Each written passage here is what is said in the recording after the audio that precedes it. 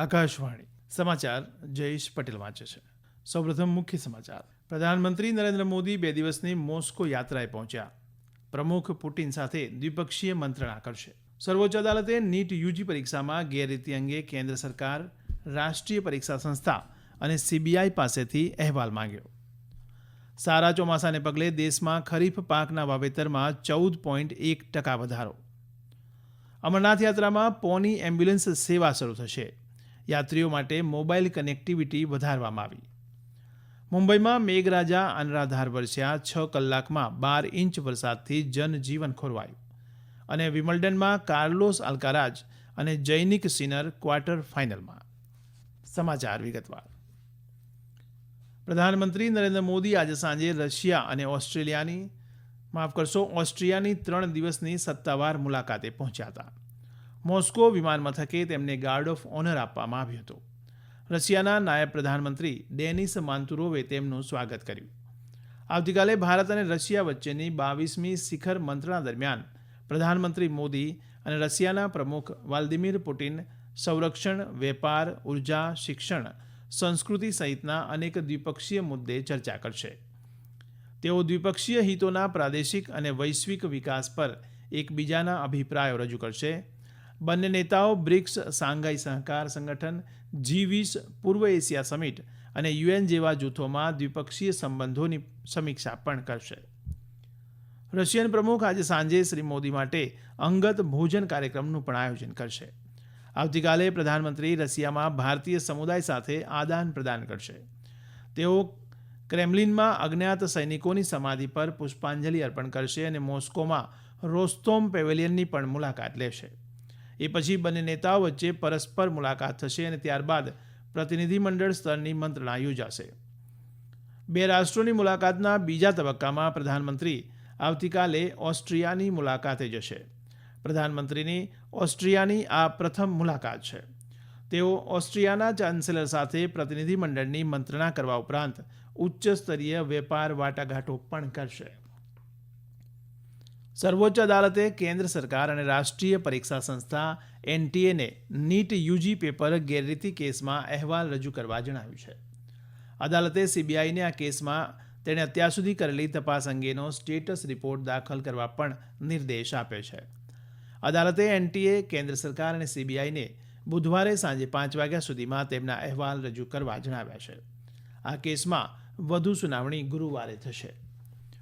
NEET UG પરીક્ષામાં ગેરરીતિ અને અનિયમિતતા થઈ હોવાનો આક્ષેપ કરતી અને નવેસરથી પરીક્ષા લેવાનો નિર્દેશ આપવાની માંગણી કરતી સંખ્યાબંધ અરજીઓ પર ન્યાયમૂર્તિ DY ચંદ્રચૂડ, ન્યાયમૂર્તિ JB પાર્ટીવાલા અને ન્યાયમૂર્તિ મનોજ મિશ્રાની બનેલી ખંડપીઠે સુનાવણી કરી રહી હતી. મુખ્ય ન્યાયમૂર્તિએ જણાવ્યું કે પરીક્ષાની પવિત્રતા સાથે સમાધાન થયું છે તેમાં કોઈ શંકા નથી. તેમણે જણાવ્યું કે પુનઃ પરીક્ષાનો આદેશ આપતા પહેલા કેટલા પ્રમાણમાં પેપર લીક થયા છે તે જાણવું જરૂરી છે. અદાલતે જણાવ્યું કે પરીક્ષા રદ કરવી એ અંતિમ ઉપાય છે. આ વર્ષે સારા ચોમાસાને કારણે દેશમાં ખરીફ પાક હેઠળનો વિસ્તાર 14.1% વધીને 3,78,72,000 હેક્ટર થયો છે, જે ગયા વર્ષે આ જ સમયગાળામાં 3,31,90,000 હેક્ટર હતો. કૃષિ મંત્રાલય દ્વારા પ્રસિદ્ધ કરવામાં આવેલા આંકડા પ્રમાણે આ વર્ષે કઠોળનું વાવેતર વિસ્તાર ગયા વર્ષ કરતાં 50% વધીને 36,81,000 હેક્ટર થયું છે. કઠોળની અછતને જોતા આ સારા સંકેત છે. ડાંગરનો વાવેતર વિસ્તાર 50,26,000 હેક્ટરથી વધીને 59,99,000 હેક્ટર થયો છે. આ જ રીતે તેલીબિયા, શેરડી અને સોયાબીનના વાવેતર વિસ્તારમાં પણ નોંધપાત્ર વધારો થયો છે. જમ્મુ કાશ્મીરના આરોગ્ય સેવા નિર્દેશાલયે રાજ્યમાં અમરનાથ યાત્રા માટે પોની એમ્બ્યુલન્સ સેવા શરૂ કરી છે, જે અંતર્ગત યાત્રીઓને મુસાફરી દરમિયાન ગંભીર બીમારીમાં આરોગ્ય સેવાઓ પૂરી પાડવામાં આવશે. આરોગ્ય અને મેડિકલ શિક્ષણ સચિવના માર્ગદર્શન હેઠળ કાશ્મીરના આરોગ્ય સેવાના નિયામક ડોક્ટર મુસ્તાક અહેમદ રાઠરે આ નવીન પહેલ હાથ ધરી છે, જે અંતર્ગત અમરનાથ યાત્રાના બાલતાલ અને પહેલગામ એમ બંને માર્ગ પર મેડિકલ કીટ અને ઓક્સિજન સિલિન્ડરથી સજ્જ ખચ્ચર યાત્રીની સાથે ચાલશે. આ વ્યવસ્થાને પોની એમ્બ્યુલન્સ નામ આપવામાં આવ્યું છે. તાલીમબદ્ધ કર્મચારીઓ પોની એમ્બ્યુલન્સ સેવા આપશે. તેઓ યાત્રા દરમિયાન યાત્રીને આરોગ્યની સમસ્યા ઊભી થાય ત્યારે ત્વરિત સારવાર આપશે. દરમિયાન યાત્રાળુઓની સુવિધા માટે યાત્રાના માર્ગ પર મોબાઈલ કનેક્ટિવિટી વધારવામાં આવી છે. દૂર સંદેશા વ્યવહાર વિભાગના જણાવ્યા પ્રમાણે કવરેજ વધારવા માટે એરટેલ, રિલાયન્સ, જીઓ અને BSNL દ્વારા 31 નવી સાઇટ સ્થાપવામાં આવી છે, જેનાથી સાઇટની કુલ સંખ્યા વધીને 82 થઈ છે.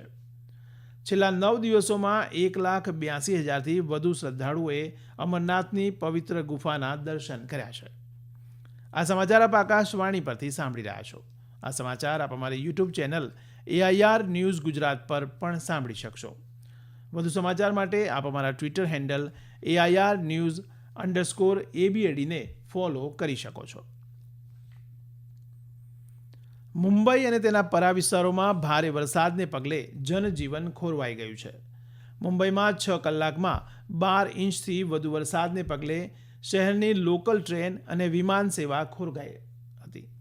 મુખ્યમંત્રી એકનાથ શિંદેએ નાગરિકોને આવશ્યક હોય તો જ ઘરની બહાર નીકળવા જણાવ્યું છે. પરિસ્થિતિની સમીક્ષા કરવા માટે મુખ્યમંત્રીએ એક ઉચ્ચસ્તરીય બેઠકની અધ્યક્ષતા કરી હતી. ત્યારબાદ પત્રકારો સાથે વાત કરતા જણાવ્યું કે તમામ ઇમરજન્સી એજન્સીઓ હાલ એલર્ટ પર છે. જો કે રોડ અને રેલ વાહન વ્યવહાર ફરી શરૂ થયો છે, પરંતુ લોકોને શહેરમાં નીચાણવાળા વિસ્તારોમાં પાણી ભરાઈ જવાની સમસ્યાનો સામનો કરવો પડી રહ્યો છે. BMC અધિકારીઓ શહેરના તમામ પાણી ભરાવાના સ્થળો પર હાજર છે. મુંબઈ એરપોર્ટ પર ફ્લાઇટ સેવાઓને પણ ભારે અસર થઈ હતી. ઓછી વિઝિબિલિટીને કારણે 50 ફ્લાઇટ્સ રદ અથવા ડાયવર્ટ કરવામાં આવી છે. દરમિયાન આવતીકાલે મુંબઈ માટે ઓરેન્જ એલર્ટ જાહેર કર્યું છે. બૃહદ મુંબઈ નગરપાલિકાએ તેનો ડિઝાસ્ટર મેનેજમેન્ટ કંટ્રોલ રૂમ સક્રિયપણે પરિસ્થિતિ પર નજર રાખી રહ્યો છે તેમ જણાવ્યું. રત્નાગીરી, રાયગઢ અને સિંધુદુર્ગ જિલ્લામાં ભારે વરસાદને કારણે નાયબ મુખ્યમંત્રી દેવેન્દ્ર ફડણવીસે જણાવ્યું હતું કે સિંધુદુર્ગ જિલ્લામાં નીચાણવાળા વિસ્તારોમાંથી 374 જેટલા લોકોને બચાવી લેવામાં આવ્યા છે અને સુરક્ષિત સ્થળોએ ખસેડવામાં આવ્યા છે.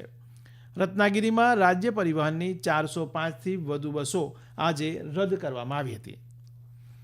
હવામાન વિભાગે અરુણાચલ પ્રદેશ અને નાગાલેન્ડ સહિત દેશના ઉત્તર પૂર્વ ભાગમાં અતિ ભારે વરસાદ પડવાની આગાહી વ્યક્ત કરી છે. હવામાન વિભાગે પશ્ચિમ કાંઠાના રાજ્યોમાં પણ અતિ ભારે વરસાદની આગાહી કરી છે.